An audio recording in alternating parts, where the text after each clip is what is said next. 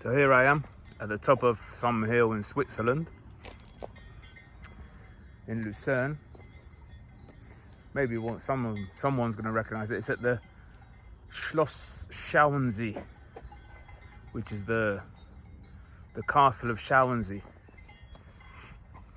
from the 800s, apparently. But yeah, my idea for today was just to riff off the necessity to be stuck in a routine to feel like you're being productive. And the fact is, sometimes breaking out of the routine is the most productive thing you could do. I'm the first one that likes to have a routine set. I feel great when I stick to a routine and I'm consistent. I love waking up early, like I bang on about 4:45 in the morning, and get out to the place where I want to do exercise for about 6 a.m. and then hammer out an hour or an hour and 20 minutes or something of hardcore exercise, and then get on with my day. That's one of my favorite ways to start the day. The thing is, it's not feasible to do that every single day of your life, because it just takes up a lot of energy. If you're constantly doing, waking up at 4:45 and then going mental in the gym and doing that day in and day out, eventually it's going to catch up with you. So obviously it's important to kickstart a routine and snap yourself out of the days of not doing nothing. But then it's also important to not be so fragile as to depend solely on one way of waking up in the morning and biohacking yourself, because you become fragile. If you don't do that one day, you're not going to feel like yourself, and it throws you off your game. It throws you off your frame. And that's not the idea, is it? The idea is to have a strong frame no matter what happens, and base it on something internal. So you should be able to adapt. Sometimes wake up early and go straight to exercise and hammer it out, for example. And sometimes wake up early and take that morning as rest. Still get out of bed, but have a decent sized breakfast like I did today. I needed the rest, I think. I think it did me good to have this morning a little bit slower pace than what I usually have it at, where I slowly got up, had a coffee and took my time and enjoyed the morning. It's not all going to be going mental, hammering out exercises, is it? But of course you can't let that throw you off your game. Just because you're not going mad doing exercise on that one morning doesn't mean that you are lazy, or that you are not a hard worker, or sticking to your plan, being consistent. It's part of the plan. But that's it. If you do stick to the plan all the time and never have a break, you become reliant on that morning routine to feel yourself. And that's anti-productive, really. You become a sort of neurotic. You become kind of neurotic because you're doing everything so strictly and so basically you're not breaking out of the box that you've created for yourself, and then your behaviors become automated. You basically become like a robot,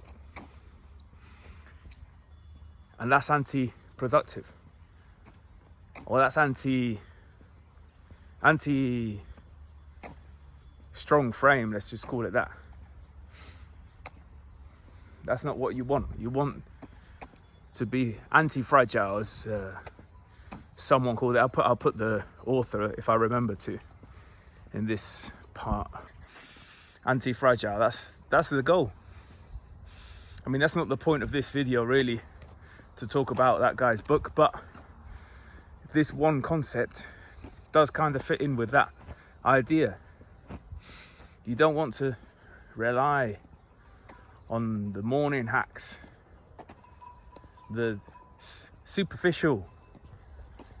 It's external, it's an externality. You don't want to rely on that. You want to rely on your internal mindset, adapt yourself. Not every day is going to be the same. Sometimes you're going to get injured. Touch wood. I've got jiu-jitsu tonight. I don't want to curse myself. But yeah, sometimes you're going to get injured. You're not going to be able to train. You can't let that throw you off your game. Yeah, it sucks. But what sucks even more is having to rely on them types of externalities to feel good about yourself. That's when you're a real solid human being. When you don't rely on any externalities to feel like you can be plentifully yourself. It all kind of ties in with the same ideas that I talk about with confidence.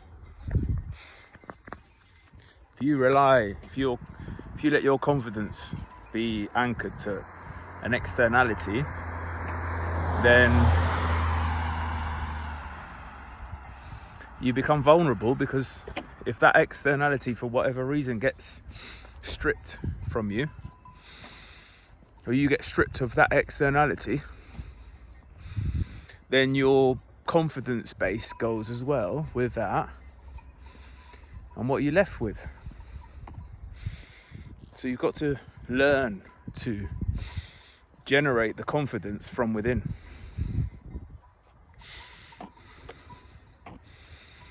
That's where the true value is. That's where the real money is. I think that's why I think the mainstream doesn't want you to know that, and that's why they are bombarding you with all the bullshit on Instagram and all the films and movies and TV shows and music videos with all the flashy and fake lifestyles, because they want people to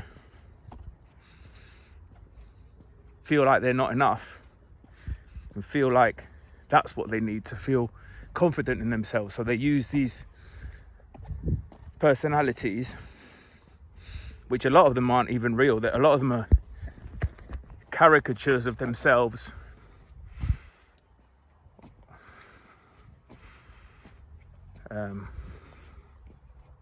that put on a show for the camera, but then behind closed doors they're not actually that person that they're showing off to be, or they're just amplifying something that's not real basically to the camera to get views. And obviously, yeah, that might be what sells, but it's also not real, and it does nothing productive for the person watching it really.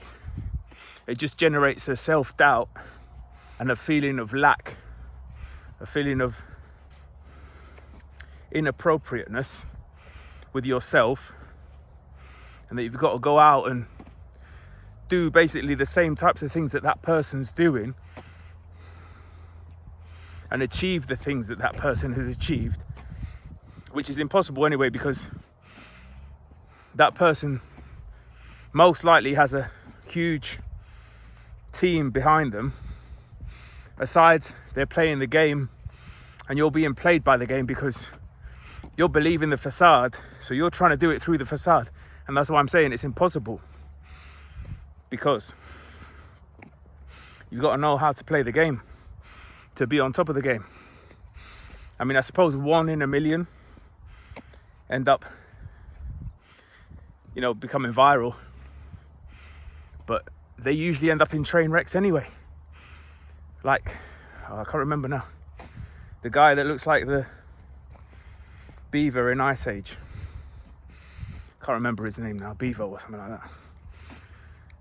I mean, yeah, he played the game, but he also seems like someone that's a bit empty in the mind,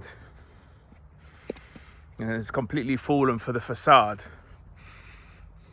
So he's ended up, yeah, maybe he's made a bit of money, but he's also played himself, really.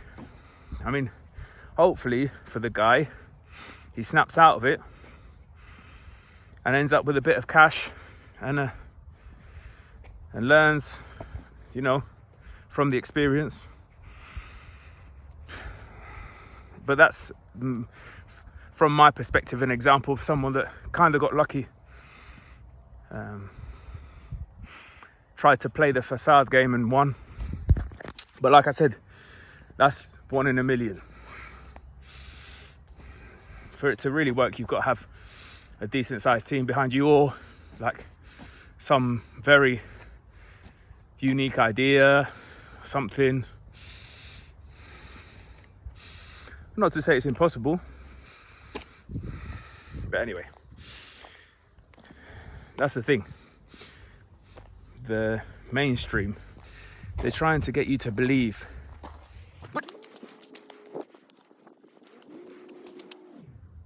the flashiness and the facade is reality, and reality is not that.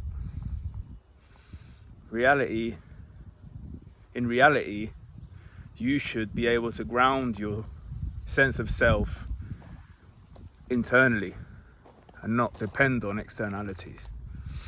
That's why a lot of these famous people and actors and people that got really famous when they were young end up in train wrecks, because it's an externality. They've anchored their self-confidence on being famous or being the child actor, whatever it may be. They get validation from that and they get hooked on it. It's kind of like a psychopathy. And then when reality actually hits you, they're not equipped for it, and then they turn to drugs and other things to medicate the side effects of anchoring their self-image on something that's not actually real and sustainable. Justin Timberlake, you can see, is one of them. You can see he's whacked out on drugs lately. Britney Spears is another one.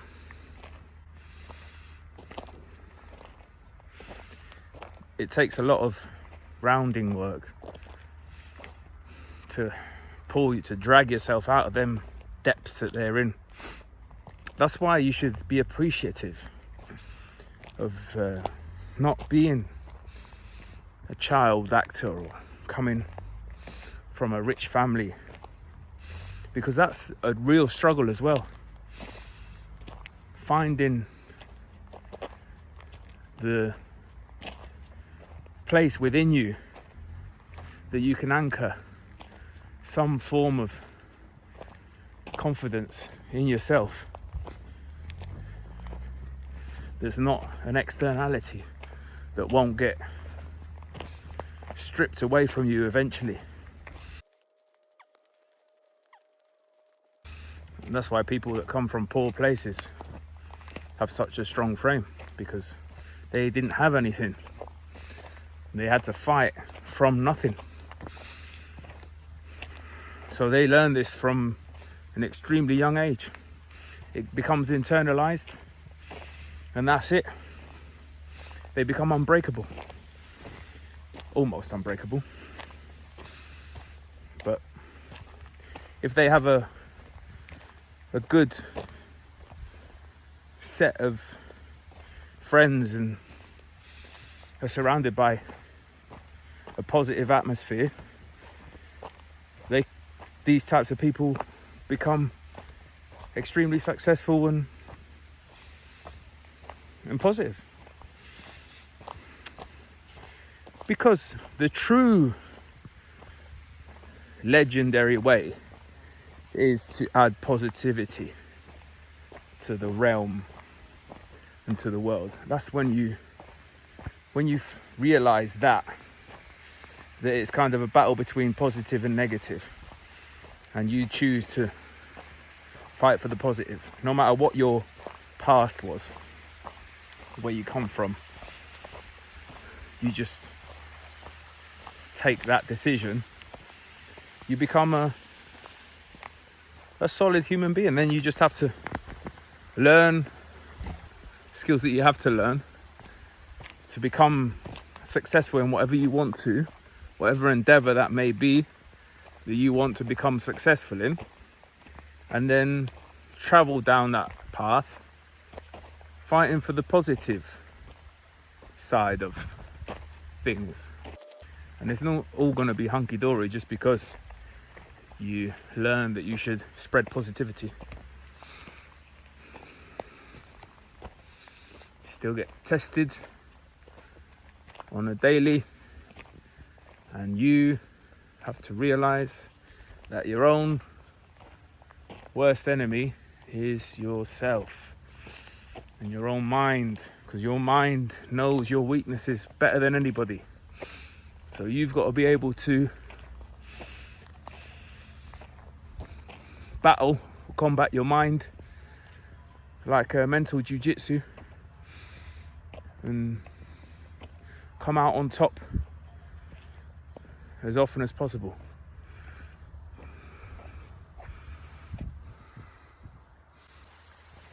This is why you've got to be conscious of the battle that you're in. You're either on the good or you're on the bad. And it is a fight for your life. And people, you're so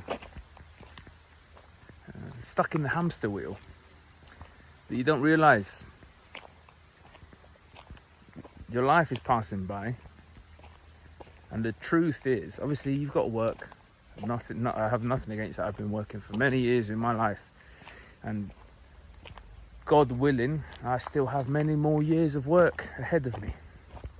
I like work. I like to work, honestly. I mean, I don't like to work jobs that I don't like, but I like to work with people and have a laugh and stuff, so it's not all bad. But what I'm saying is, you're stuck in the hamster wheel and you're not able to take your head out of the grind and see what's going on around you. So you're not able to realize that it is important, the kind of impact that you have on, or that you leave behind. So you're being tricked into thinking that it's more important to attain material possessions, when really it's more important to not so much the legacy, because that's also an egotistical thing. It's an ego thing. It's more just leaving a positive mark, even if nobody knows your name. Just making the environments that you penetrate positive, or you improve the vibe in the environments that you penetrate. This is so valuable if you can internalize that idea. If you're able to acknowledge this, it's going to improve your life quality.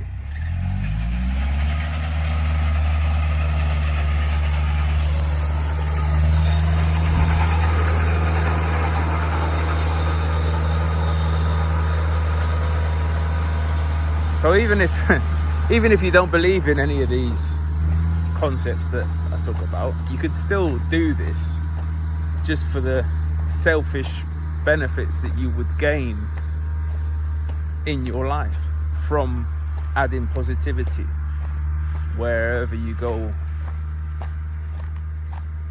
whenever you go there.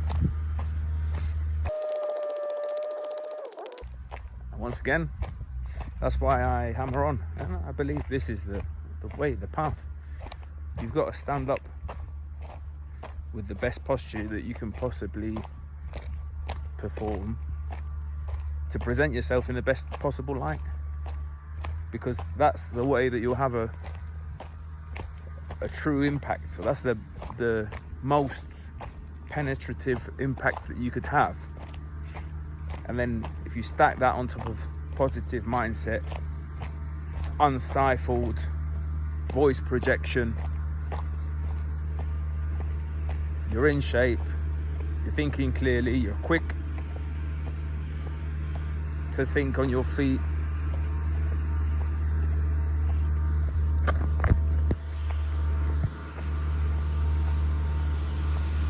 and you have the best possible outcome in mind as well for the interactions that you're in.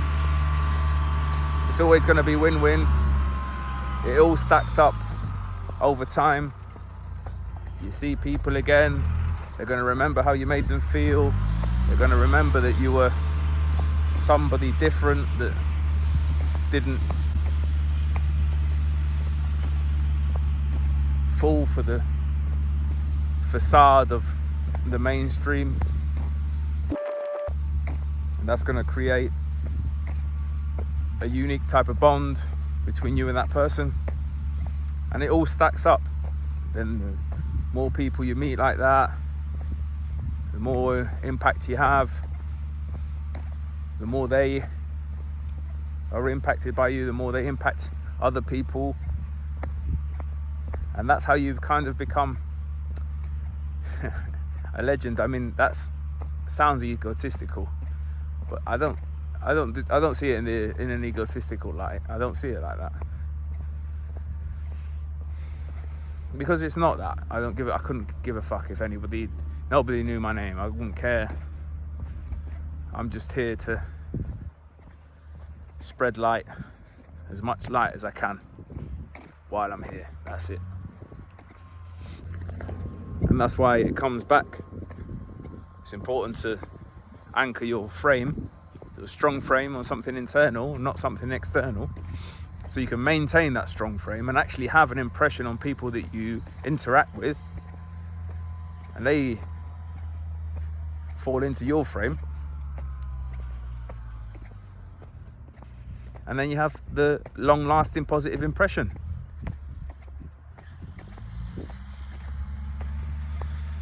And they'll carry that with them wherever they go, to the degree that it has, penetrated them in a non-sexual way, and their mentality, and to the degree to which they resonate with it as well, because not everybody's going to resonate with this. Some people are going to be saying, what kind of whack job are you? Get a job. One last thing about holding good posture is you get used to it after a while.